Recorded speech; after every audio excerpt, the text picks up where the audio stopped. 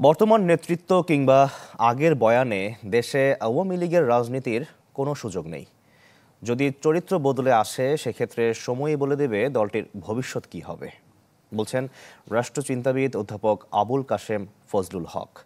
2024-এ এসে দলটির এমন পরিণতির জন্য তিনি একক দায় দেন শেখ হাসিনাকে। বলেন 72 পরবর্তী আওয়ামী লীগের অবস্থা থেকে শিক্ষা নেয়নি দলটি। শফিকুল ইসলাম সবুজের রিপোর্ট। 65% পর্যন্ত বিদ্যুৎ সাশ্রয়ী হাইসেন্স এসি। হাইসেন্স তুমুল এক গণ-অভ্যুত্থানের মুখে 5 আগস্ট পতন হয় আওয়ামী লীগ সরকারের। এই সময় রাজনীতির আলোচনায় নানাভাবে আসে দলটির নাম।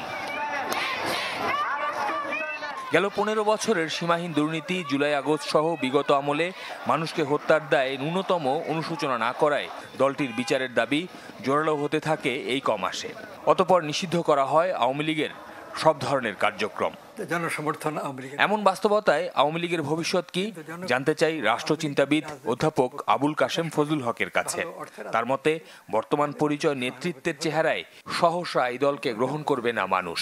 যেভাবে সারা দেশ জুড়ে শেখ মুজিবের স্ট্যাচু ভাঙছে, অনেক প্রতিষ্ঠানের অনেক জায়গার নাম বদলে ফেলেছিল, সেগুলো আবার নতুন করে বদলে ফেলেছে। এই যে 32 নম্বরের বাড়ি একেবারে মাটির ভেতরে যে ফাউন্ডেশন ছিল সেটা পর্যন্ত তুলে নিয়ে গেছে। এইগুলো একটা তীব্র জেদের পরিচায়ক। আওয়ামী লীগের ভবিষ্যৎ আওয়ামী লীগের উপরেই নির্ভর করে, কি কাজ তারা করবে তার উপরে। শুধু শেখ হাসিনার আমল নয়, 72 পরবর্তী ঘটনা থেকে শিক্ষা না নেয় এই পরিণতি হয়েছে দলটির। শেখ মুজিবুর রহমান যখন প্রধানমন্ত্রী ছিলেন, পরে রাষ্ট্রপতি হন বাকশাল গঠন করে, প্রকৃতপক্ষে তো তার সমর্থক বলতে গেলে ছিল না।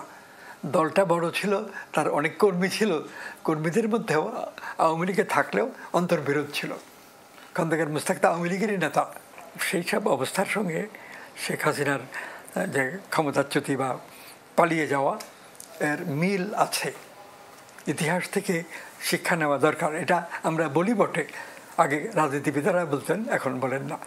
তিনি বলেন দল মত কিংবা পথ ভিন্ন হতে পারে, দেশের স্বার্থে সবাইকে এক পথে না রাখায় আওয়ামী লীগের এই করুণ পরিণতি হয়েছে। এক দল করলেও সবাই সম্পূর্ণ একমত হবে এমন কথা না। মতভিন্নতা পৃথিবীর সর্বত্র সব দলের মধ্যেই থাকে।